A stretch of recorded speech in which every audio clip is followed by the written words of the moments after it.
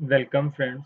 आज हम PPSC lecture are physics का 2011 का पेपर सॉल्व करेंगे। So question number 1 is the particles which don't obey Pauli exclusion principle are. Options are quarks, electrons, fermions या pions. इसका जो right answer है वो है पायोन्स। क्यों? क्योंकि पायोन्स, फोटॉन्स, फोनॉन्स एंड ग्रेविटॉन एटसेट्रा ये सारे के सारे क्या हैं? बोसॉन्स हैं। और बोसॉन्स की होती है full integral spin. So that is why they can not obey Pauli exclusion principal. क्योंकि पॉली एक्सक्लूजन प्रिंसिपल को वही पार्टिकल्स ओबे करते हैं जिनकी हाफ इंटीग्रल स्पिन होती है, लाइक इलेक्ट्रॉन्स। ठीक है। So the next question is, which equation confirms that no monopole exists in magnetic field?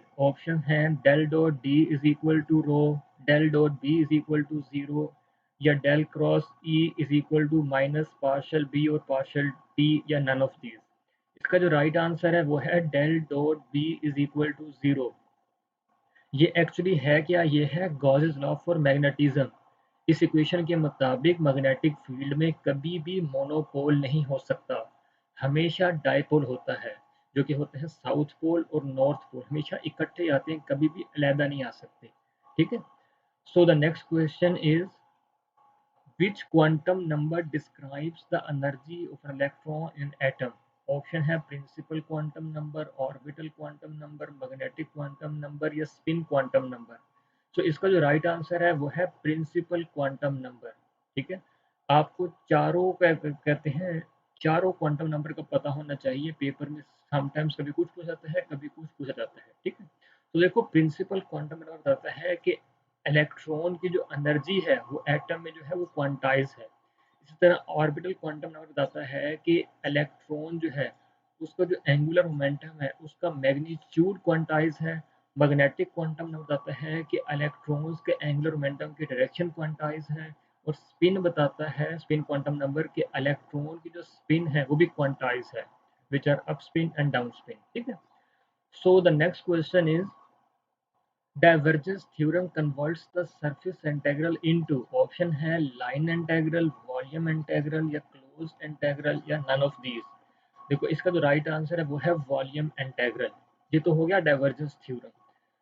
देखो, डाइवर्जेंस थ्योरम कन्वर्ट करता है सरफेस को वॉल्यूम इंटीग्रल में या वॉल्यूम को सरफेस में, जबकि स्टोक्स थ्योरम कन्वर्ट करता है लाइन इंटीग्रल को सरफेस इंटीग्रल में या सरफेस को लाइन इंटीग्रल में। ठीक है। So the next question is, reciprocal lattice of hexagonal lattice is. Option है सिंपल क्यूबिक, एफसीसी, बीसीसी या हेक्सागोनल। इसका जो राइट आंसर है वो है हेक्सागोनल। आपको ये भी पता होना चाहिए कि रेसिप्रोकल सिंपल क्यूबिक का सिंपल क्यूबिक ही होता है, बीसीसी का एफसीसी होता है, एफसीसी का बीसीसी होता है और एससीपी का एससीपी ही होता है। ठीक है। आपको सारे पता होना चाहिए। So the next question is, tunnel effect phenomena is observed in. Option है alpha decay, beta decay, gamma decay या नन ऑफ दीज। इसका जो राइट आंसर है वो है अल्फा डीके। अल्फा डीके में टनल इफेक्ट का फिनोमिना होता है। ठीक है। So the next question is, the product of de Broglie wavelength and momentum is equal to Planck's constant, Kelvin constant, gas constant या quantum constant। इसका जो right answer है वो है Planck's constant। क्यों? क्योंकि हमें पता है lambda is equal to H over P. जब पी वहां जाके मल्टीप्लाई होगा तो पी कॉस लैम्डा किसके बराबर हुआ? Planck's constant के। सो राइट आंसर हमारा क्या हुआ? ए, Planck's constant। The next question is, what is the selection rule for allowed transition in an atom? Option है ml is equal to 0 या +1 -1, l is equal to -1 +1 या ml 0 1 या both a and b। इसका जो right answer है वो है D, both a and b। ये आपको सिलेक्शन रूल पता होना चाहिए। ठीक है। ml जो है यहाँ है मैग्नेटिक क्वांटम नंबर और l जो है वो है ऑर्बिटल क्वांटम नंबर। ठीक है। ये आपको पता होना चाहिए कि कब ट्रांजिशन अलाउड होती है। So the next question is, who discovered photoelectric effect? Einstein, Rutherford, Planck या हर्ट्ज? इसका जो राइट आंसर है वो है हर्ट्ज। हर्ट्ज पहला इंसान था जिसने फोटो इलेक्ट्रिक इफेक्ट का फिनोमिना डिस्कवर किया। So the question number 10 is, the ensemble in which mass remains constant but energy doesn't remain constant is called. Option है micro canonical ensemble, canonical ensemble, grand canonical ensemble या none of these. इसका जो right answer है वो है canonical इंजेम्बल। देख आपको तीनों का पता होना चाहिए, क्वेश्चन में कुछ भी पूछा जा सकता है। ठीक है, अब देखो माइक्रो कैनोनिकल इंजेम्बल जो है ना ये एक्चुअली डिस्क्राइब करता है आइसोलेटेड सिस्टम को, जिसमें मैस भी और एनर्जी सिस्टम की दोनों कांस्टेंट रहती हैं, तब्दील नहीं होती। जबकि कैनोनिकल इंजेम्बल एक्चुअली डिस्क्राइब करता है क्लोज सिस्टम को, जिसमें मैस जो है वो तो रहता है कांस्टेंट, लेकिन एनर्जी कांस्टेंट नहीं रहती, वो चेंज हो सकती है। जबकि ग्रैंड कैनोनिकल एग्जाम्पल जो है ना ये एक्चुअली एक्सप्लेन करता है ओपन सिस्टम को, जिसमें मैस भी और एनर्जी भी दोनों कांस्टेंट नहीं रहती। ठीक है, दोनों चेंज हो सकती हैं। तो हमारा जो नेक्स्ट क्वेश्चन है वो है the temperature at which resistivity of some materials become zero is called. Neel temperature, Curie temperature, critical temperature या एब्सोल्यूट टेम्परेचर। इसका जो राइट आंसर है वो है क्रिटिकल टेम्परेचर। लेकिन आपको बकिया टेम्परेचर का पता होना चाहिए, क्योंकि पेपर में समटाइम्स कुछ हो जाता है, समटाइम्स कुछ हो जाता है। लास्ट पेपर में नील टेम्परेचर बारे पूछा गया था और बहुत सारे ने लगा दिया था क्यूरी टेम्परेचर। देखो क्यूरी टेम्परेचर वो टेम्परेचर होता है जिस पर फेरोमैग्नेटिक मटेरियल्स जो है ना वो बन जाते हैं पैरामैग्नेटिक मटेरियल्स। जबकि नील टेम्परेचर ऐसा होता है जिस पे फेरोमैग्नेटिक, सॉरी एंटी फेरोमैग्नेटिक और फेरीमैग्नेटिक मटेरियल जो है ना बन जाते हैं पैरामैग्नेटिक मटेरियल्स। ठीक है, ये फर्क है क्यूरी में और नील में। क्यूरी में क्या होते हैं, फेरो बन जाते हैं पैरा में, जबकि नील में एंटी फेरो और फेरी ये बन जाते हैं पैरा में। ठीक है, ये आपको पता होना चाहिए। और क्रिटिकल टेम्परेचर वो टेम्परेचर होता है जिसमें कुछ मेटल्स जो है, कुछ मटेरियल्स अपने रेजिस्टेंस बिल्कुल बिल्कुल ऑफर करते हैं जीरो रेजिस्टेंस, कोई रेजिस्टेंस ऑफर करते ही नहीं है, सो वो बन जाते हैं सुपर कंडक्टर। सो ऐसे टेम्परेचर को जिस पे ये होता है रेजिस्टेंस जीरो हो जाती है उसको हम कहते हैं क्रिटिकल टेम्परेचर। ठीक है, so next question is Curie temperature of iron. अभी हमने देखा है क्यूरी टेम्परेचर क्या होता है, अब आपको पता होना चाहिए आयरन का क्या होता है, बाकी का भी आपको पता होना चाहिए, दो चार फेमस का। ऑप्शन है 750 डिग्री, 750 केल्विन, 1023 केल्विन या बोथ ए एंड सी। इसका जो राइट आंसर है वो है बोथ ए एंड सी, क्योंकि 750 जो है ना ये है डिग्री में, इसमें 273 ऐड करेंगे केल्विन में लेके जाएंगे तो बनेगा 1023। सो राइट आंसर हमारा क्या हुआ, डी। सो हमारा नेक्स्ट क्वेश्चन है which of the following rays can never be polarised. कौन सी रे पोलराइज नहीं हो सकती। ऑप्शन है ultrasonic waves, gamma rays, light rays या नन ऑफ दीज। इसका जो राइट आंसर है वो है अल्ट्रासोनिक वेव्स। क्यों, क्योंकि ये साउंड वेव्स हैं और साउंड वेव्स जो है ना वो होती हैं लॉन्गिट्यूडनल वेव्स, और लॉन्गिट्यूडनल वेव्स पोलराइज नहीं हो सकती, क्योंकि हम जानते हैं हमेशा ट्रांसवर्स वेव्स जो है ना वो पोलराइज हो सकती है, जैसे लाइट वेव्स। ठीक है, so so question number 14 is which of the following conditions must be fulfilled for a body to be in equilibrium? Options are its velocity must be zero, its linear acceleration must be zero, या its angular acceleration must be zero, या both B and C। इसका जो right answer है वो है both B and सी। इसका linear acceleration भी body का और एंगुलर एक्सेलरेशन बॉडी का दोनों ही जीरो होना लाजमी है किसी बॉडी के लिए मुकम्मल तौर पर इक्विलिब्रियम होने के लिए। ठीक है, so the right answer is both B and C. So हमारा नेक्स्ट क्वेश्चन है the unit of decay constant is. Option है क्यूरी, सेकंड या 1/2 या नन ऑफ दीज। देखो इसका जो राइट आंसर है वो है 1/2। हमें डीके कांस्टेंट का फॉर्मूला पता होना चाहिए, lambda is equal to d N over N divided by d t. देखो d N over N N ये जो सेम क्वांटिटीज है, इसका अगर कोई यूनिट होगा भी तो वो कैंसिल आउट हो जाएगा। सो टी का यूनिट क्या होता है, second. So the right answer क्या हुआ, डीके कांस्टेंट का जो यूनिट है वो है 1/2। सो the next question is X-rays cannot be diffracted by ordinary diffraction grating because wavelength of X-rays is much greater than D, या much less than D, या equal to D, या none of these। इसका जो right answer है वो है wavelength of X-rays is much less than D। That is why X-rays cannot be diffracted by ordinary diffraction grating. Got it? So the next question is, spin quantum number of an electron must be, options हैं +1 -1 +12 -12 या both can be true या none of these. इसका जो right answer है वो है B, +12 हो सकती है या -12 स्पिन। क्यों? क्योंकि इलेक्ट्रॉन के पास जस्ट दो ही स्पिन होती हैं, या तो अप स्पिन होगी या down spin. Not only electron, जितने भी फर्मियोन्स हैं उनकी टू स्पिन होती हैं, अप स्पिन और डाउन स्पिन। और अप स्पिन को हम डिनोट करते हैं +12 से, और जो डाउन स्पिन है उसको हम डिनोट करते हैं -12 से। ठीक है। सो क्वेश्चन नंबर 18 इज, how many alpha particles decay in the following nuclear decay. Equation दी गई है, आप देख सकते हो। सो ऑप्शन हैं 3, 4, 5 या नन ऑफ दीज। इसका जो राइट आंसर है वो है 4। हमने सबसे पहले इक्वेशन जब भी दी गई है उसमें देखना होता है कि एटॉमिक नंबर जो है इसमें कितनी कमी या ज्यादती हुई है, कितने कम हुए हैं या कितने ज़्यादा हुए हैं, और इसी तरीके से मैस नंबर कितने कम हुए हैं या कितने ज़्यादा हुए हैं। ठीक है। तो देखो इसमें जो है एटॉमिक नंबर 92 से चला गया है 84 में, तकरीब ये 8 कम हुआ एटॉमिक नंबर। ठीक है। और मैस नंबर कितने कम हुए हैं, तकरीबन 16 कम हुए। ठीक है। तो यहाँ एटॉमिक नंबर 8 जो है कम हुए हैं। तो इसका मतलब है कि, क्योंकि हमें पता है कि अल्फा पार्टिकल क्या होता है, ये हीलियम न्यूक्लियस होता है, He2 जिसमें 2 जो है ये एटॉमिक नंबर होता है और 4 जो है वो मैस नंबर होता है। ठीक है। तो देखो 1 से एटॉमिक नंबर कितना कम हो रहा है, 2 से, तो इसका मतलब है 4 अगर निकलेंगे तो कितने कम हो जाएंगे, 8। ठीक है। और इसी तरीके से मैस नंबर कितना कम हो जाएगा, 4 जब अल्फा पार्टिकल निकलेंगे 16।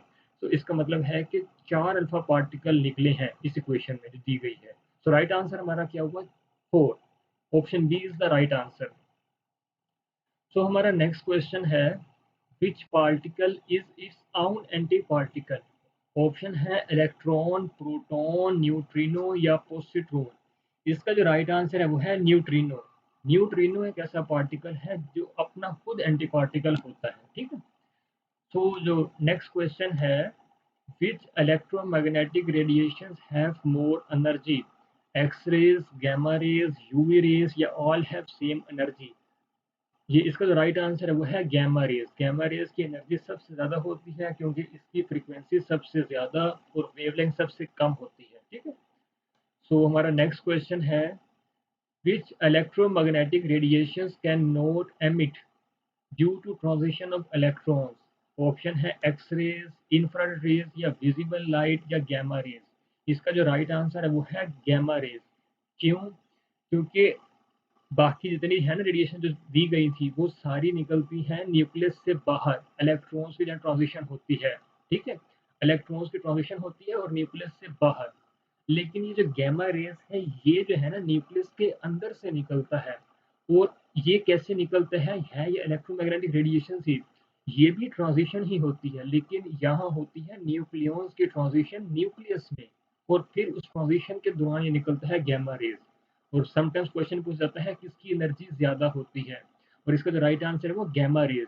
क्योंकि इसमें जो है ना ट्रांजिशन होती है न्यूक्लियॉन्स की न्यूक्लियस में, उसमें जो एनर्जी का डिफरेंस होता है वो होता है मेगा इलेक्ट्रॉन वोल्ट में, जबकि इलेक्ट्रॉन्स का जो एनर्जी का डिफरेंस होता है वो होता है सिंपल इलेक्ट्रॉन वोल्ट में।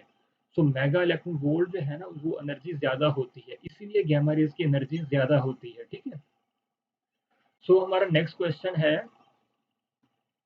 photoelectric effect confirms the dash nature of light, wave, particle, complex या both A and B। इसका जो राइट आंसर है वो है पार्टिकल। आपको पता होना चाहिए 8 फिनोमिना होते हैं लाइट के, जिसमें 5 फिनोमिना जो है ना वो वेव को बताते हैं, ये आपका टास्क है, आप देखना कौन से हैं। जो 3 फिनोमिना पार्टिकल नेचर को क्या कहते हैं, एक्सप्लेन करते हैं, पार्टिकल नेचर को कंफर्म करते हैं, सॉरी, वो है photo electric effect, Compton effect और पेयर प्रोडक्शन। ये 3 फिनोमिना कंफर्म करते हैं कि लाइट जो है ना, लाइट हैज पार्टिकल नेचर। ठीक है। तो हमारा नेक्स्ट क्वेश्चन है, consider a body is lifted at a height equal to the radius of the earth, then the value of acceleration at that point will be. Option है g/2, g/√2 या g/4 या none of these. देखो इसका जो right answer है वो है G/4। ये आया कैसे है, ये देखो G जो है, ठीक है ना, इसकी जो value at the surface of earth पे वो होती है Gm/r का स्केयर। लेकिन जैसे जैसे हम ऊपर जाते जाएंगे, ठीक है ना, तो इस G की वैल्यू, ठीक है ना, इसकी वैल्यू कम होती रहेगी। किस क्या रेशियो है, वो है R+H का स्क्वायर, ठीक है। इस हिसाब से वो G की वैल्यू कम होती जाएगी, ठीक है। अब देखो उसने क्या था, हाइट जो है वो कितनी हो, R के बराबर, रेडियस ऑफ द अर्थ के बराबर। रेडियस ऑफ द अर्थ क्या है, R। ये हम R जब पुट करेंगे तो जो इसको हम सिंप्लीफाई करेंगे तो हमारा आंसर क्या आ जाएगा, G/4, ठीक है। तो इसका मतलब है कि G की जो वैल्यू है, जब हम इतना ऊपर चले जाएंगे, कितना इतना ऊपर, इतनी हाइट जो है ना वो रेडियस ऑफ द अर्थ के बराबर हो जाएगी, इतना ऊपर चले जाएंगे तो G की जो वैल्यू है, ठीक है ना, एक्सेलरेशन ड्यू टू ग्रेविटी, वो कितनी कम हो जाएगी, 4 टाइम्स लेस हो जाएगी। सो राइट आंसर हमारा क्या हुआ, G/4। C is the right answer, ठीक है। हमारा जो नेक्स्ट क्वेश्चन है वो है electric energy density is directly proportional to E E का स्क्वायर, ई की क्यूब या E5। इसका जो राइट आंसर है वो है ई स्क्वायर। आपको इलेक्ट्रिक एनर्जी और मैग्नेटिक एनर्जी डेंसिटी का दोनों का पता होना चाहिए। इसका जो इलेक्ट्रिक एनर्जी डेंसिटी का फार्मूला होता है वो होता है हाफ एप्सिलॉन नॉट ई का स्क्वायर, ठीक है। So the next question is, with the increase of frequency, capacitor offers dash to the current, more resistance, less resistance, no resistance या none of these। इसका जो राइट आंसर है वो है less resistance. अब देखो कैपेसिटिव रिएक्टेंस क्या होता है, ये एक्चुअली रेजिस्टेंस होती है जो कैपेसिटर ऑफर करता है करंट को, ठीक है। इसका फार्मूला है 1/ओमेगा c। ओमेगा जो होता है बराबर होता है 2πf के c। अब देखो ये है फ्रीक्वेंसी, ये इन्वर्सली प्रोपोर्शनल है। जब फ्रीक्वेंसी बढ़ेगी तो ये कैपेसिटर ऑफर करेगा रेजिस्टेंस कम, ठीक है। यही क्वेश्चन पूछा गया था कि अगर फ्रीक्वेंसी बढ़े तो कैपेसिटर ऑफर क्या करेगा, लेस रेजिस्टेंस ऑफर करेगा, ठीक है। राइट आंसर हमारा क्या हुआ, B. The next question is, the output of NAND gate is 0 when both the inputs are 1, both the inputs are 0, one input is 0 and one input is 1 या none of these। इसका जो right answer है वो है both the inputs are 1। तब ही जो है ना NAND गेट की आउटपुट 0 होगी।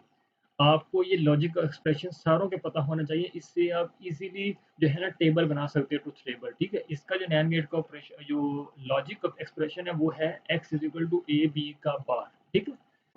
तो हमारा नेक्स्ट क्वेश्चन है, the particles which obey Bose Einstein statistics are called quarks, electrons, neutrino या फोटॉन्स। इसका जो राइट आंसर है वो है फोटॉन्स। फोटॉन्स जो है ना ये हैं बोसोन्स। इसकी होती है फुल इंटीग्रल स्पिन, और जिनकी फुल इंटीग्रल स्पिन होती है ना वो ओबे करते हैं बोस-आइंस्टाइन स्टैटिस्टिक्स को। जबकि क्वार्क्स, इलेक्ट्रॉन्स, न्यूट्रिनो ये सारे हैं फर्मियोन्स, और ये ओबे करते हैं फर्मी ड्रॉग स्टैटिस्टिक्स को, ठीक है। तो राइट आंसर हमारा क्या हुआ, डी।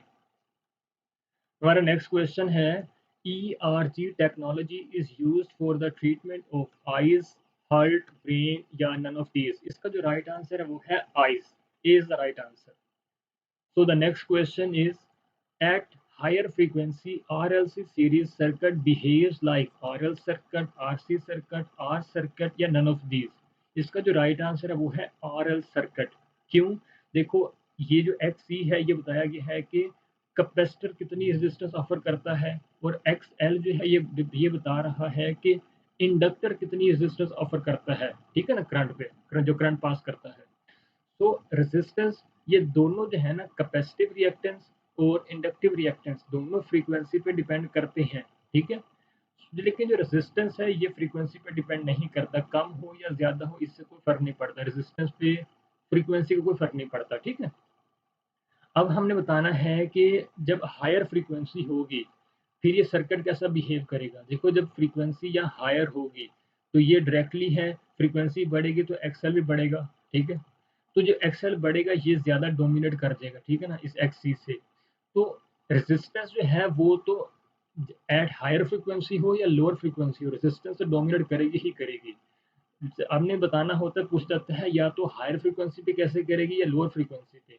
हायर फ्रीक्वेंसी पे एक्सएल जो है ना ये देखो डायरेक्टली है, एक्सएल जो है ना डोमिनेट कर जाएगी। तो हायर फ्रीक्वेंसी पे आर रेजिस्टेंस तो करेगी ही करेगी, आर एल सर्किट बन जाएगा, एक्स ई कम हो जाएगा, निगलेक्ट कर देंगे इसको, ठीक है।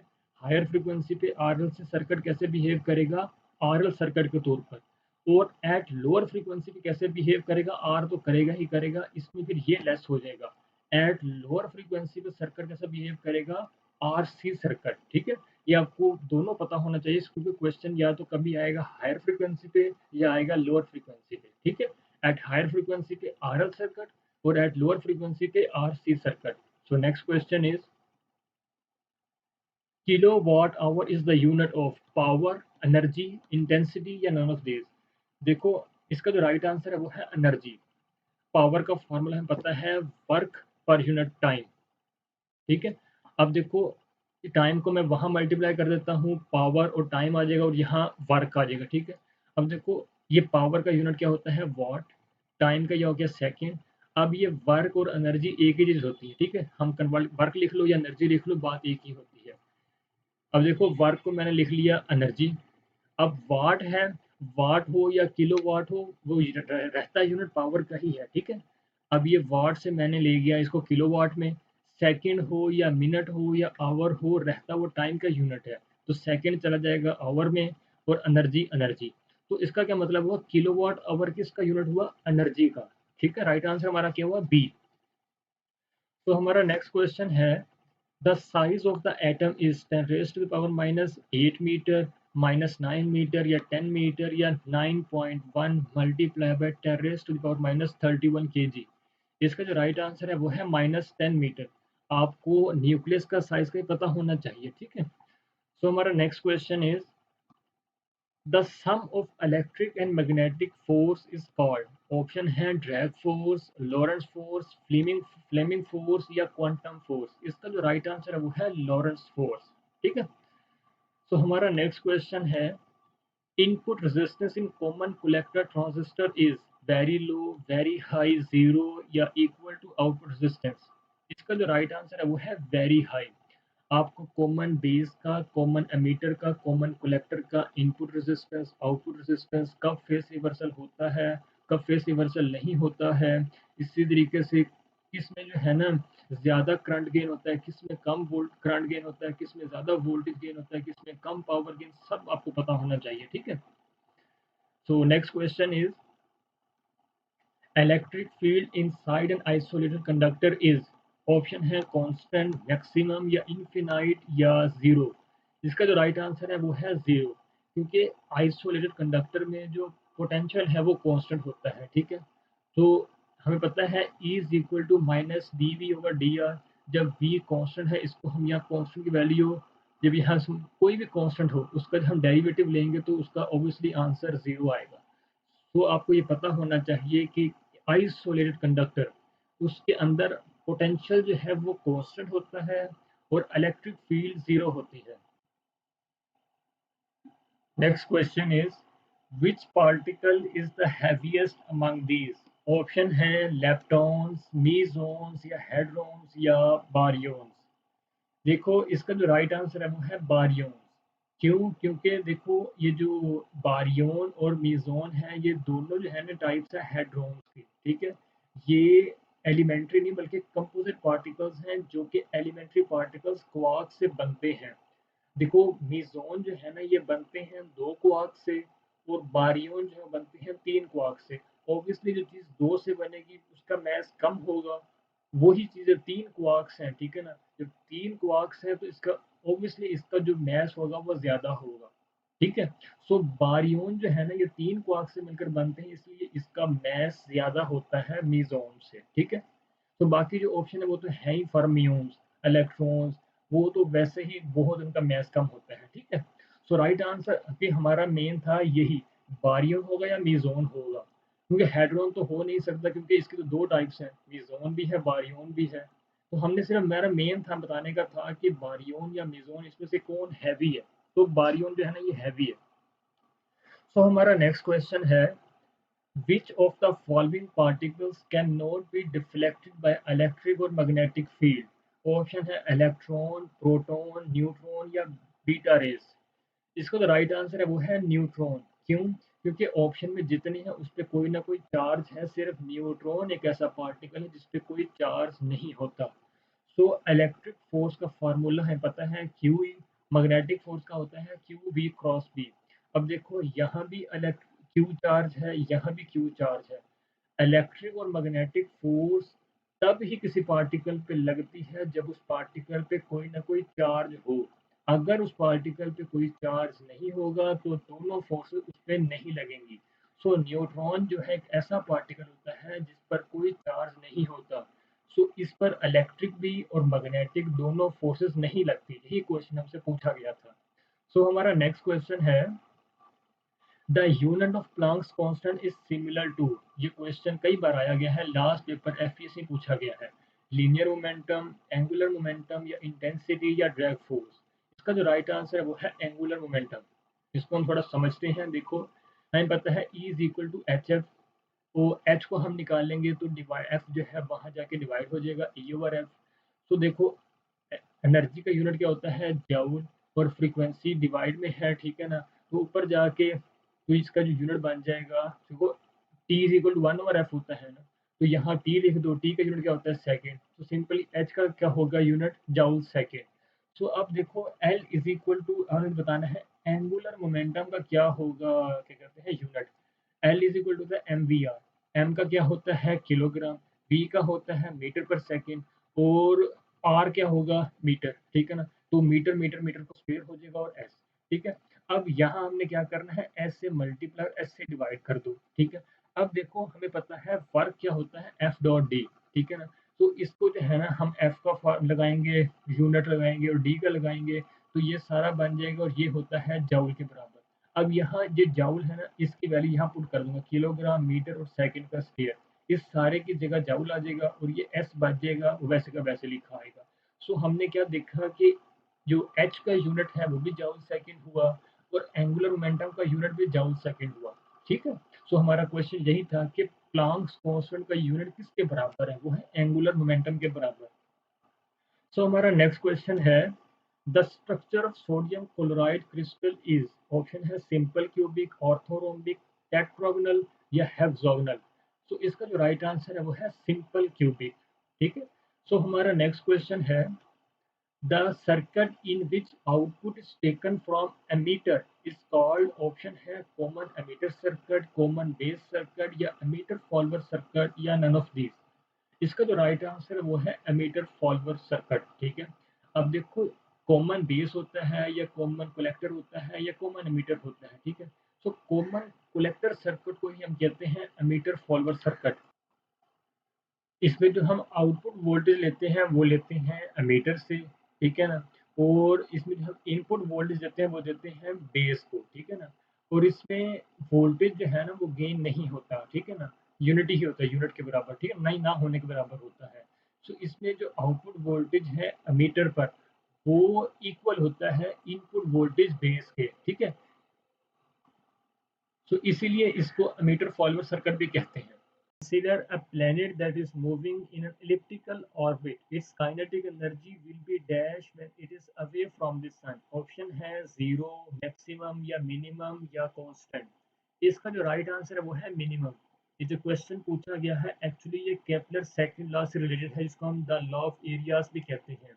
इसके मुताबिक जब प्लेनेट जो है वो सन से दूर होगा तो वो मूव करेगा स्लो स्पीड के साथ। इसी तरह जब प्लेनेट करीब होगा सन से तो वो मूव करेगा तेज स्पीड के साथ, ठीक है। सो इस वक्त जो राइट आंसर है वो है सी मिनिमम। सो हमारा नेक्स्ट क्वेश्चन है if half life of an element is 22 years then 25% of that element will be left after how many years. Option है 22 years, 44 years, 66 years या नन ऑफ दीज। देखो half life क्या होता है, इसका जो राइट आंसर है वो तो है 44 ईयर्स। हाफ लाइफ होता है किसी भी रेडियो एक्टिव एलिमेंट में अगर जो है 100 एटम्स हैं तो हाफ लाइफ बाद उसमें 50 रह जाएंगे, 50 उड़ जाएंगे, ठीक है ना, चले जाएंगे, उसी हम कहते हैं डिके हो जाएंगे। तो देखो हमसे इनिशियली हम कहते हैं कि एलिमेंट है वो 100% है, ठीक है। पहली हाफ लाइफ के बाद कितना एलिमेंट पीछे रह जाएगा 50%, आधा रह जाएगा। दूसरी हाफ लाइफ के बाद मजीद आधा रह जाएगा, 50 का आधा क्या होगा 25%, ठीक है। हमसे यही पूछा गया था कि 25% कब रह जाएगा। ये तो हमने देख लिया कि 2 हाफ लाइफ के बाद रह जाएगा। तो हमें 1 हाफ लाइफ उसने बता दी है कि हाफ लाइफ कितनी है 22 ईयर्स। हम 2, 3, 4 जितनी हमने निकालनी है उससे मल्टीप्लाई कर दो और उतनी निकल जाएँगी। हमने क्या निकालनी थी 2 half life, second half life. तो हम 2 से मल्टीप्लाई कर देंगे तो 22 को 2 से मल्टीप्लाई करेंगे तो आंसर क्या आएगा 44 ईयर्स। ठीक है? सो राइट आंसर हमारा क्या हुआ 44 years. So the next question is Kepler's second law of motion is actually the manifestation of law of conservation of energy, linear momentum, angular momentum या none of these. इसका जो right answer है वो है angular momentum. ठीक है? So the next question is which can split the spectral lines? Option है electric field, magnetic field या बोथ ए एंड बी या नन ऑफ दीज। इसका जो राइट आंसर है वो है both A and B. Electric field भी split कर सकती है और मैग्नेटिक फील्ड भी। ये एक अलग इंपॉर्टेंट क्वेश्चन है कि जब the splitting of spectral lines in the presence of electric field this phenomena is called Stark effect, whereas the splitting of spectral lines in the presence of magnetic field this phenomena is called Zeeman effect.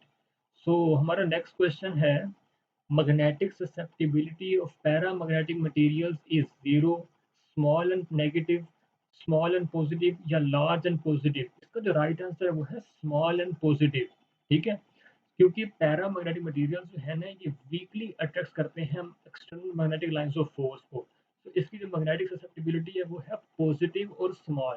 आपका task है आपने फेरो का भी देखना है और dia का भी देखना है, डाया मैग्नेटिक का भी, क्योंकि क्वेश्चन कभी डाया का आता है, कभी पैरा का, कभी फेरो का। आपको सारों का पता होना चाहिए।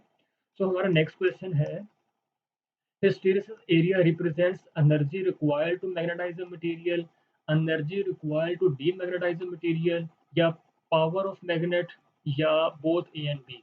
इसका जो राइट आंसर है वो है डी। ये बताता है कि कितनी एनर्जी लगी है मटेरियल को मैग्नेटाइज करने के लिए और कितनी लगी है मटेरियल को डीमैग्नेटाइज करने के लिए। ठीक है? इसी से हम बदल देता है अगर एरिया ज़्यादा है इसका मतलब है कि हमें ज़्यादा एनर्जी इसको देनी पड़ी है, ज़्यादा एनर्जी का लॉस हुआ है इसको मैग्नेटाइज और डीमैग्नेटाइज करने में। अगर एरिया कम है इसका मतलब है कि ये ईज़िली मैग्नेटाइज हो गया, ईज़िली डीमैग्नेटाइज हो गया। ठीक है? तो इसलिए हिस्टैरिसीस एरिया बहुत काम की चीज़ होती है। सो नेक्स्ट क्वेश्चन है Pointing vector can be described as E cross B, E cross H या B cross H या none of these। इसका जो राइट आंसर है वो है E cross H। Poynting vector बताता क्या है? ये बताता है कि the rate of flow of electromagnetic energy. ठीक है? ये इसको भी कह सकते हैं कि the rate of flow of energy, वो एनर्जी जो इलेक्ट्रोमैग्नेटिक वेव्स के पास है। ठीक है ना? कितनी एनर्जी फ्लो हो रही है पर यूनिट टाइम में, पर यूनिट एरिया में। ठीक है? The rate of flow of energy carried by electromagnetic waves per unit area. ठीक है? समझ आई बात? ये बताता है पॉइंटिंग वेक्टर। ठीक है? सो इसको आसान लफ्ज ये भी कह सकते हैं the energy per unit time per unit area. इसको हम इंटेंसिटी भी कहते हैं। ठीक है ना? मतलब कि इलेक्ट्रोमैग्नेटिक वेव्स की एनर्जी इंटेंसिटी कितनी है, सॉरी, ये बताते हैं पॉइंटिंग वेक्टर। तो अच्छा नेक्स्ट हम आगे चलते हैं। Question number 47 is tacking fraction of BCC is 52%, 68% या 74% या नन ऑफ दीज। इसका जो राइट आंसर है वो है 68%। टैकिंग फ्रैक्शन का क्वेश्चन लास्ट बार पूछा गया था पीपीएससी में, ये बहुत इंपॉर्टेंट है। समटाइम पूछा जाता है सिंपल क्यूबिक, आपको सारी पता होना चाहिए। सिंपल क्यूबिक की होती है पैकिंग फ्रैक्शन 52%, बीसीसी की 68%, एफसीसी या एचसीपी दोनों की 74% होती है इसकी, और डायमंड की 34% होती है। सो हमारा नेक्स्ट क्वेश्चन है which quantum number is not used to describe the position of electron inside an atom? Principal, orbital, magnetic या स्पिन क्वांटम नंबर। इसका जो राइट आंसर है वो है स्पिन। क्योंकि जो ऊपर वाले तीन थे वो तीनों जो है ना उसकी पोजीशन बताते हैं, किस ऑर्बिटल में है, किस शेल में है, किस सब शेल में है, किस ऑर्बिटल में है। ठीक है ना? वो सारा बताता है। लेकिन जो स्पिन है ये हमें पोजीशन नहीं बताता, ये हमें बताता है कि उसकी स्पिन कैसी है, अप स्पिन है या डाउन स्पिन है। ठीक है? तो स्पिन क्वांटम बताता है कि इलेक्ट्रॉन की स्पिन कैसी है, अप स्पिन या डाउन स्पिन। मैंने अभी बताया है कि अप स्पिन को डिनोट करते हैं प्लस हाफ से और माइनस स्पिन को डिनोट करते हैं माइनस हाफ से। ये देखना स्पिन एक्चुअली होता क्या है, ये होता है स्पिन एंगुलर मोमेंटम। ठीक है? सो हमारा नेक्स्ट क्वेश्चन है eigen value of Hermitian operators are always real, imaginary, zero या बोथ ए एंड बी। इसका जो राइट आंसर है वो है रियल। आपको दोनों का पता होना चाहिए। हर्मिशियन ऑपरेटर की आइगन वैल्यू जो है ना वो होती है रियल, जबकि एंटी हर्मिशियन ऑपरेटर की होती है इमेजिनरी, इमेजिनरी या जीरो। ठीक है। हमारा नेक्स्ट क्वेश्चन है speed of light in free space या vacuum is measured by using which relation. ये रिलेशन दिए गए हैं। इसका जो राइट आंसर है वो है ये c is equal to 1/ε0 mu naught under root. अब आपने जो है ना ये देखो स्पीड ऑफ लाइट हमें बता दिया है, ठीक है ना, कैसे निकालनी है। अब आपने देखना है कि रिफ्रैक्टिव इंडेक्स मीडियम कैसे निकालेंगे। फार्मूला है तो आपको क्या होता है n is equal to C over V. अब आपने ये भी देखना है कि c की वैल्यू और v निकाल के रिफ्रैक्टिव इंडेक्स क्या होगा ये आपने कैलकुलेट करना है खुद ही, ठीक है ना, बाद में पूछा जाता है। हमारा नेक्स्ट क्वेश्चन है the stress that changes the shape of a material is called tensile stress, shear stress या volumetric stress या all of these। इसका जो राइट आंसर है वो है shear stress। ठीक है। हमारा नेक्स्ट क्वेश्चन है the phenomena that can differentiate transverse and longitudinal waves is interference, polarization, Compton effect या none of these। इसका जो राइट आंसर है वो है polarization। ठीक है। हमारा नेक्स्ट क्वेश्चन है according to Maxwell, changing magnetic flux creates electric field, magnetic field, both A and B या none of these। इसका जो राइट आंसर है वो है electric field. Maxwell third equation actually है क्या, मॉडिफाइड फॉर्म है फैराडे लॉ। इसके मुताबिक जब भी मैग्नेटिक फ्लक्स में चेंज होगा तो इलेक्ट्रिक फील्ड पैदा होगी। ठीक है। तो हमारा नेक्स्ट क्वेश्चन है electric flux passing through a closed surface depends on charge enclosed by the surface, medium या electric field strength या both A and B। इसका जो राइट आंसर है both A and B। Charge पे भी और medium पे दोनों पे डिपेंड करता है। देखो हमें पता है गॉसेस लॉ फॉर इलेक्ट्रिसिटी क्या होता है, phi which is called electric flux is is equal to 1/ε0 Q. तो किस पे डिपेंड कर रहा है, मतलब कि इलेक्ट्रिक फ्लक्स, ठीक है ना, किसी भी क्लोज सरफेस से पास होगा, किस पे डिपेंड करता है, देखो चार्ज पे भी और मीडियम पे भी epsilon naught. So electric flux passing through a close surface depends on both medium and charge enclosed by the surface. तो राइट आंसर हमारा क्या हुआ, D, both A and B. हमारा नेक्स्ट क्वेश्चन है who discovered anti matter, Hertz, Anderson या Einstein या Dirac. इसका जो राइट आंसर है वो है एंडरसन। तो हमारा नेक्स्ट क्वेश्चन है if output on com of another sorry if output of common emitter amplifier is infinite then amplification factor will be maximum, minimum या not affected या infinite। इसका जो राइट आंसर है वो है infinite। देखो एम्पलीफिकेशन फैक्टर क्या होता है, आउटपुट ओवर इनपुट। जब आउटपुट इनफिनाइट होगी तो आउटपुट से इनफिनाइट हम कुछ भी डिवाइड करेंगे तो आंसर इनफिनाइट ही आएगा। तो एम्पलीफिकेशन फैक्टर क्या होगा, वो भी इनफिनाइट ही होगा। तो हमारा राइट नेक्स्ट नेक्स्ट क्वेश्चन क्या हुआ, सॉरी हमारा राइट आंसर क्या हुआ, infinite. So question number 57 is CRT is an acronym of cathode ray technology, cathode ray transistor, cathode ray tube या नन ऑफ दीज। इसका जो राइट आंसर है वो है कैथोड रे ट्यूब।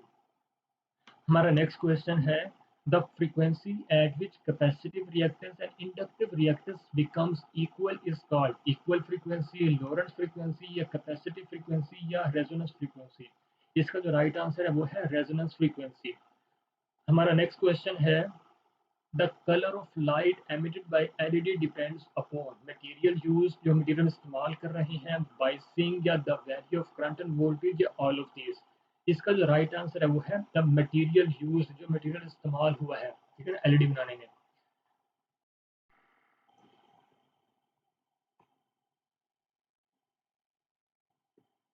हमारा नेक्स्ट क्वेश्चन है कन्वर्ट दिस 5C3A16, ये actually hexadecimal का नंबर है, इनटू बाइनरी में।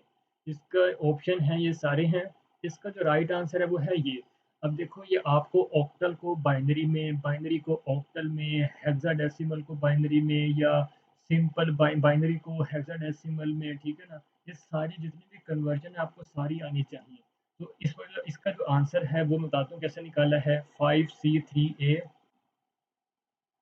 देखो अब ये आपने टेबल देखना है, ठीक है ना, कैसे कन्वर्जन जो फ्लाइट की बुक में आपको इजीली मिल जाएगा, हेक्साडेसिमल से बाइनरी में कन्वर्ट जब करेंगे, ठीक है ना। सो 0 से लेकर 15 तक जितने भी नंबर हैं इसको हम बाइनरी जो है ना हमने नंबर असाइन किए होते हैं। तो आप इज़िली वो कैलकुलेट कर सकते हो। आप इज़िली वो टेबल खुद भी बना सकते हो, ठीक है? सो टेबल बना के आपने इस तरीके से 5 की, C की, 3 की, A की वैल्यू लिखनी है और उसको इकट्ठा लिख देना है, तो ये हमारी कन्वर्जन होगी हेक्साडेसिमल से बाइनरी में, ठीक है? सो हमारा राइट आंसर क्या हुआ? A। हमारा नेक्स्ट क्वेश्चन है, according to Yukawa's theory, strong nuclear force is produced because of the rapid exchange of dash among nucleons. It is a very, very important question. Neutrino, quarks, pions या gravitons? इसका जो right answer है वो है पायोन्स, ठीक है? अब देखो, एक बात आपने देखनी है, युकावा थ्योरी के मुताबिक जो है न्यूक्लियर फोर्स पैदा होती है, ये होती है जब एक्सचेंज होते हैं पायोन्स न्यूक्लियॉन्स के दरमियान, ठीक है ना? तो फिर ये फोर्स पैदा होती है। लेकिन जब पार्टिकल फिजिक्स के मुताबिक एक्चुअल होती ऐसी ही है, जो स्ट्रॉन्ग न्यूक्लियर फोर्स है ना वो पैदा होती है क्वार्क्स, ठीक है ना? क्योंकि प्रोटॉन्स और न्यूट्रॉन्स क्वार्क से ही बनते हैं। तो वो क्वार्क्स जो है ना वो एक्सचेंज करते हैं ग्लूऑन्स, उसकी वजह से स्ट्रॉन्ग न्यूक्लियर फोर्स पैदा होती है, ठीक है? लेकिन हमसे पूछा गया था युकावा थ्योरी के बारे में, तो इसका जो राइट आंसर है वो है पायोन्स। हमारा नेक्स्ट क्वेश्चन है, induced EMF depends upon resistance of coil, current passing through coil, rate of change of magnetic flux या all of these? इसका जो राइट आंसर है वो है rate of change of magnetic flux. Induced EMF सिर्फ depend करती है कि किस हिसाब से, किस तेजी के साथ मैग्नेटिक फ्लक्स कॉइल में चेंज हो रही है, सिर्फ इस पे डिपेंड करती है। जितनी तेजी से हम फ्लक्स को चेंज करेंगे उतनी ईएमएफ कॉइल में ज्यादा पैदा होगी, इसीलिए ये बाकी फैक्टर्स पे डिपेंड नहीं करती, ठीक है? हमारा राइट आंसर क्या हुआ? सी। हमारा नेक्स्ट क्वेश्चन है, with the increase of principal quantum number the energy difference between energy levels decreases, increases, first increases then decreases and none of these? ये ऑप्शन डी है, नन ऑफ दीज। देखो, इसको, इसका जो राइट आंसर है वो है डिक्रीजेस। अब इस होते कैसे इसको थोड़ा समझते हैं। देखो, हम किसी भी एनर्जी लेवल की, एनर्जी शेल की हम एनर्जी इजीली निकाल सकते हैं। E n is equal to -13.6 n square. पहले शेल की अगर निकालनी है तो एन की जगह 1 पुट कर दो, दूसरे की निकालनी है 2, 3, जिस तरीके से मर्जी निकाल लो। तो देखो, हमने n is equal to 1 put किया तो पहले शेल की एनर्जी, एटम का जो है ना पहला शेल, हम के शेल भी कहते हैं, एन इज इक्वल टू 1, ठीक है ना? उसमें एनर्जी कितनी होती है हाइड्रोजन एटम की? -13.6 इलेक्ट्रॉन वोल्ट भी आना था, ठीक है ना? एन इज इक्वल टू 2 है, -3.4 इलेक्ट्रॉन वोल्ट।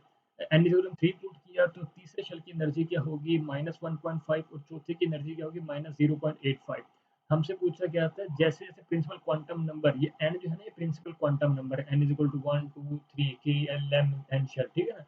जैसे हम इंक्रीज करेंगे प्रिंसिपल क्वांटम नंबर तो एनर्जी डिफरेंस, एनर्जी में कितना होगा? देखो, हम E2 और E1 पहले इन दो शेल का एनर्जी डिफरेंस निकालते हैं, ठीक है ना? E2 में से E1 जो हम डिवाइड करें, माइनस करेंगे, सॉरी, ठीक है ना? तो हमारा आंसर क्या आएगा? 10.2 इलेक्ट्रॉन वोल्ट, ठीक है? फिर हम E3 और E2 का डिफरेंस देखते हैं, उसमें आएगा 1.9। फिर हम E4 का E3 का डिफरेंस देखते हैं, इसका आएगा 0.65। हमने एक सीक्वेंस देखा है, ये देखो, ज़्यादा था, फिर कम, फिर कम। जैसे-जैसे हम प्रिंसिपल क्वांटम इंक्रीज़ कर रहे हैं, 1, 2, 3 ऊपर जा रहे हैं, तो एनर्जी का जो डिफरेंस है वो कम हो ही जा रहा है, ठीक है? सो हमारा क्वेश्चन क्या हुआ? इसका जो क्वेश्चन पूछा गया था उसका आंसर क्या हुआ? क्वांटम नंबर इंक्रीज़ करने से एनर्जी का जो डिफरेंस है बिटवीन एनर्जी लेवल्स ये कम होता जाएगा, ठीक है? आगे जाएँगे और कम होता जाएगा। सो हमारा राइट आंसर क्या हुआ? ए। हमारा नेक्स्ट क्वेश्चन है, with the increase of principal quantum number, energy of electron decreases, increases, first increase then decreases and none of these? इसका जो राइट आंसर है increases।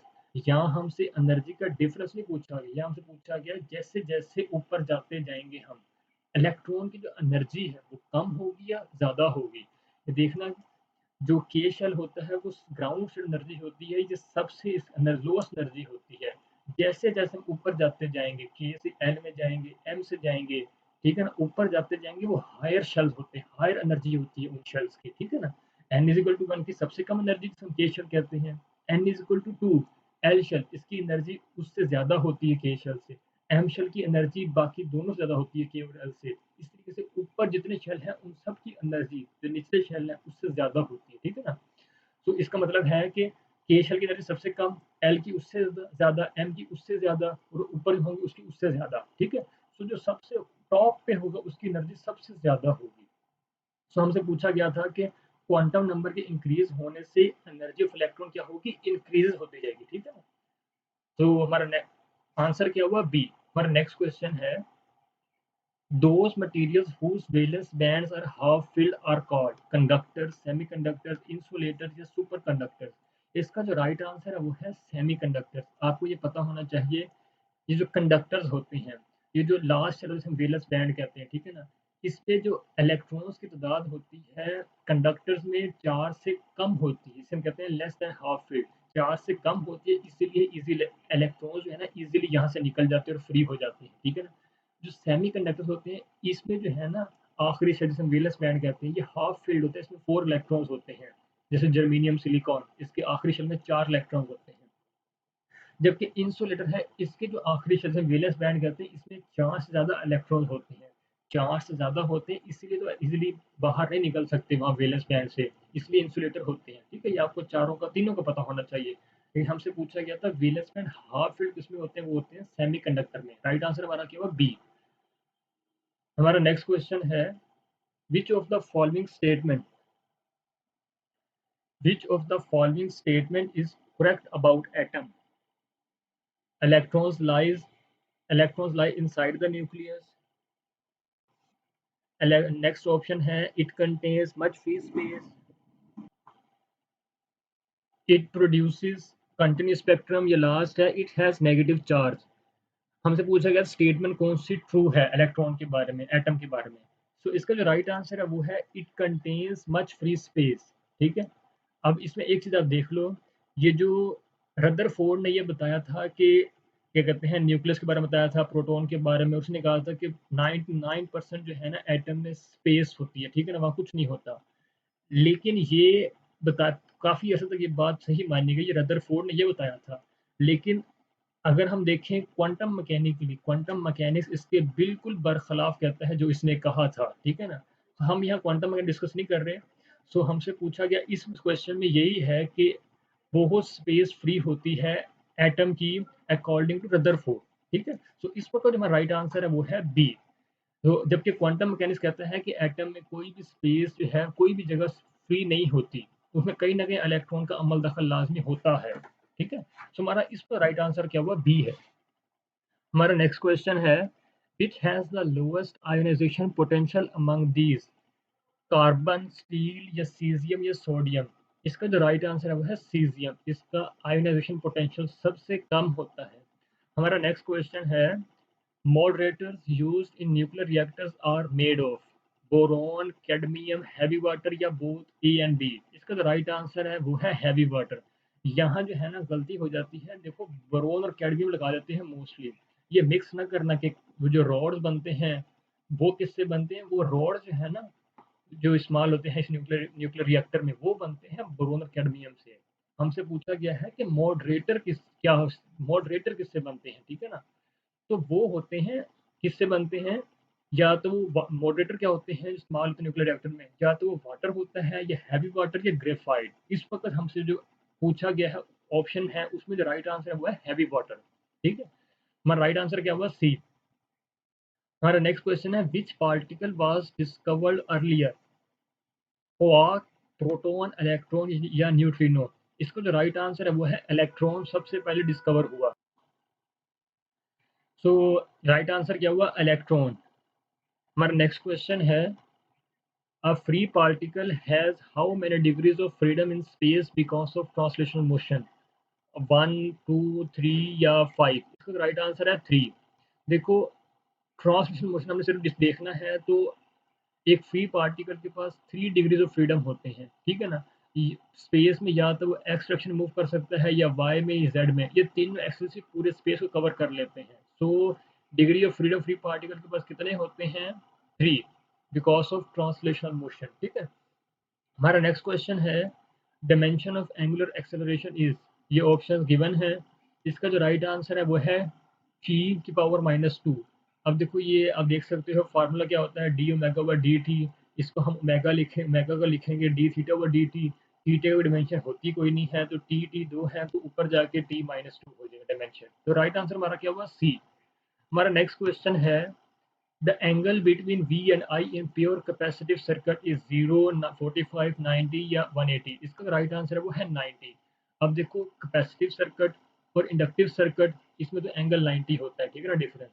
इसी तरीके से आपको रेजिस्टर का ही पता होना चाहिए, इसका राइट आंसर क्या हुआ 90। हमारा नेक्स्ट क्वेश्चन है इन अ प्योर रेजिस्टिव सर्किट, इसमें एंगल कितना होता है करंट और वोल्टेज, इसमें होता है 0। राइट आंसर हमारा क्या हुआ 0। अब देखो पहला था कैपेसिटिव का, ये है रेजिस्टिव का। इसके बाद इंडक्टिव पता होना चाहिए, उसमें भी वोल्टेज और जो करंट का डिफरेंस है वो 90 ही होता है, ठीक है। हमारा नेक्स्ट क्वेश्चन है in Legendre polynomial the limit of X will be. ये आपको जो है ना दो तीन होती हैं लिमिट्स, आपको पता होना चाहिए, लेकिन इस पर जो लेजेंडर पोलिनोमियल की जो लिमिट्स होती है वो होती है -1 से +1। और राइट आंसर क्या हुआ बी। हमारा नेक्स्ट क्वेश्चन है लैग्रैंजियन इज इक्वल टू, ये क्लासिकल मैकेनिक्स का सवाल है, L is equal T plus V, T minus V, T और वी या नन ऑफ दिस। इसका राइट आंसर है टी माइनस वी। टी क्या है काइनेटिक एनर्जी, वी क्या है पोटेंशियल एनर्जी। देखो दोनों का पता होना चाहिए, लैग्रैंजियन होते हैं टी माइनस वी, हैमिल्टन होते हैं total energy of the system T plus V. System कह लो या पार्टिकल कह लो।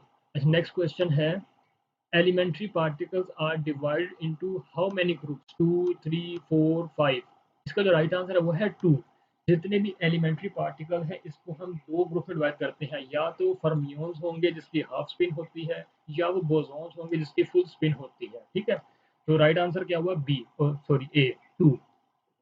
हमारा नेक्स्ट क्वेश्चन है LDR can be use in amplification, rectification, night switches या नन ऑफ दिस। इसका जो राइट आंसर है वो है नाइट स्विच में इस्तेमाल होते हैं LDR। हमारा नेक्स्ट क्वेश्चन है Gibbs function is equal to G is equal to H plus P V, G is equal H minus T S, या एच प्लस पी वी या G U minus T S. आपको जितने भी function है ना, तीन चार बेसिक फंक्शन है, आपको सारों का पता होना चाहिए, ठीक है ना। तो गिब्स फंक्शन बराबर होता है एच माइनस टी एस के। राइट आंसर हमारा क्या होगा बी। हमारा नेक्स्ट क्वेश्चन है the ratio of the charge on electron and its anti particle is equal to 0, 1, -1 या +2। इसका जो राइट आंसर है वो है -1। देखो इलेक्ट्रॉन के ऊपर चार्ज क्या होता है -1 e, और इसका एंटी पार्टिकल पॉजिट्रॉन उसका चार्ज क्या होता है। देखो चार्ज का मैग्नीट्यूड वही रहेगा 1 e, लेकिन उसका साइन जो है वो बदल जाएगा। इलेक्ट्रॉन का साइन होता है माइनस, तो इसका एंटी पार्टिकल साइन होगा +1, ठीक है ना, प्लस हो जाएगा माइनस प्लस। अगर कोई प्लस है तो उसका एंटी पार्टिकल साइन क्या होगा माइनस हो जाएगा, उल्ट हो जाएगा, ठीक है। अब इसको हम डिवाइड करेंगे इलेक्ट्रॉन को, फिर उससे एंटी पार्टिकल से डिवाइड करेंगे तो -1 +1 ये कैंसिल आउट होकर आंसर क्या हो जाएगा -1। इसका हमसे पूछा ये कहता है कि रेशियो का क्या आंसर आएगा, तो राइट आंसर हमारा क्या होगा -1। हमारा लास्ट क्वेश्चन है solid state detector is actually diode, जो कि है जो डिटेक्टर है, ठीक है ना, रेडिएशन डिटेक्टर डायोड है, एक्चुअली ट्रांजिस्टर है, रेक्टिफायर है, ये इमेज डिटेक्टर है। इसका राइट आंसर है ये है एक्चुअली डायोड है, ठीक है ना। सो देख हमने पीपीएससी का 2011 का पेपर जो है ना डिस्कस किया है सारा। सो कई लोग आपको कहते हैं कि आप सिर्फ एसएससी को फोकस करो आपका पेपर अच्छा हो जाएगा। मैं आपको ये कभी भी ये नहीं कहता, रिकमेंड नहीं करूंगा कि सिर्फ एफएससी को फोकस करो। जितनी अहम एफएससी है उससे भी ज़्यादा अहम मैं कहूँगा एमएससी है, क्योंकि एमएससी से ही मोस्टली जो है ना इंटरव्यू क्वेश्चन एमएससी से पूछे जाते हैं। और इसमें भी देखा जाएगा 40% पेपर जो है ना बीएससी एमएससी लेवल का ही है। और जो पिछला लास्ट पेपर होगा उसमें भी तकरीबन 40 से 50% जो है वो एमएससी से ही आता है। आप एमएससी पे फोकस उतना ही करो जितना एफएससी पे करते हो, ठीक है। So okay guys, good bye.